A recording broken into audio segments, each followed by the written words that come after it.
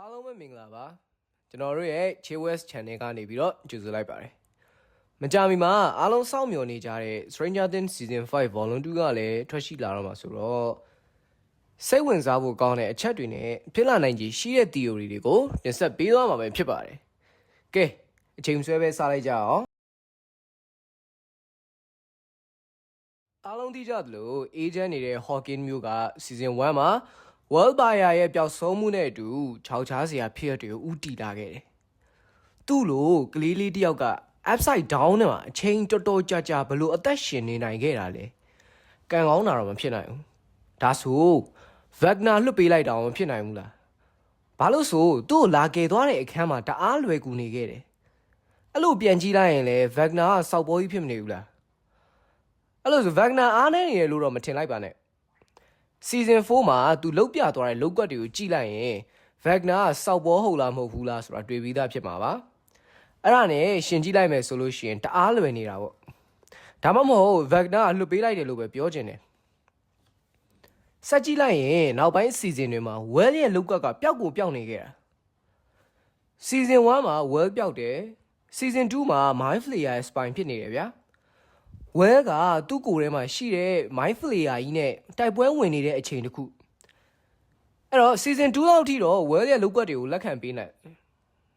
ဒါပေမဲ့ Season 3မှာ Well ကလုံးဝ side character နီးပါးလောက်ထိသူ့ရဲ့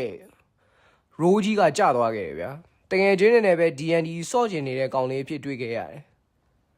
Upside Down ထဲမှာပထမဆုံးအသက်ရှင်လွတ်မြောက်လာခဲ့တဲ့သူဖြစ်ကျွန်တော်တို့မျှော်လင့်ထားသော character development ကြီးဖြစ်မလာခဲ့ဘူး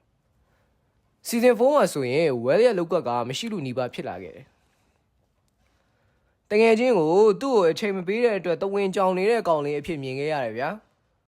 One eternity later ဒါပေမဲ့အဲ့ဓာတွေအားလုံးပြီးတဲ့နောက်မှာတော့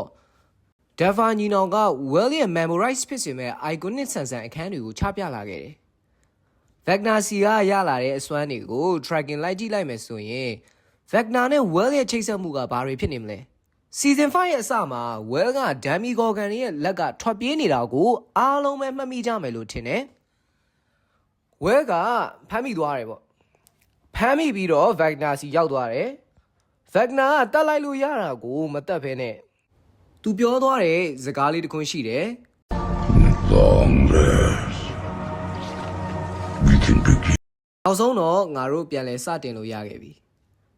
အစမ်းသက်ခံအနေနဲ့တမင်တကာဖမ်းထားပြီးတော့လွတ်ပေးခဲ့တယ်လို့တော့ကျွန်တော်ထင်တယ်။ဇလန်ရှောက်လုံးမှာလည်း Wagner နဲ့ Well ရဲ့ချိတ်ဆက်မှုတွေကိုတောက်လျှောက်ပြခဲ့ပြီးတော့ဒီချိတ်ဆက်မှုတွေကနောက်ပိုင်းမှာတဖြည်းဖြည်းပုံမအားကောင်းလာခဲ့တယ်။ဘယ်တော့ထိအားကောင်းလာလဲဆိုလို့ရှိရင်အရင် season တွေမှာသူ့ပတ်ဝန်းကျင်မှာရှိတဲ့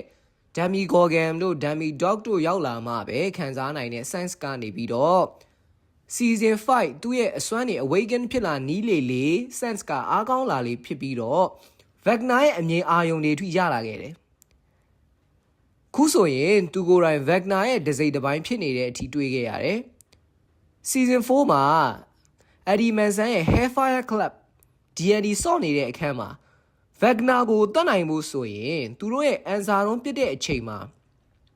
20ကွက်တိကျဖို့လိုတယ်။အဲ့ဒီအချိန်မှာ Dexter ကအန်ဆာရုံးပြစ်လိုက်တဲ့အချိန်17ပဲကျတယ်။ဆိုတော့11တယောက်တည်းနဲ့ Wagner ကိုတတ်လို့မရနိုင်ဘူးဒီအချက်ကိုတေချာသွားစေတဲ့အရာက Well ရဲ့ awaken ဖြစ်လာတဲ့အစွမ်းကြောင့်ပဲဖြစ်တယ်ဒီတခြား driver တွေကလည်း Well နဲ့စားခဲ့တဲ့ဇလန်ကို Well နဲ့ပဲပြန်အဆုံးသတ်မယ်လို့ပြောထားတဲ့အတွက်ကြောင့်အဲ့လိုပဲအဆုံးသတ်ဖို့ကတေချာတော့ဖြစ်နေပါပြီဒီအချက်တွေကြောင့်ပဲ Well က Season 5ရဲ့အဓိကတော့ချက်ဖြစ်လာနိုင်တာကဲအားလုံးပဲနောက်ဗီဒီယိုတွေမှာဒီထက်ပိုစိတ်ဝင်စားဖွယ်ကောင်းတဲ့အချက်တွေနဲ့ Chewes ပြန်လာခဲ့ပါမယ်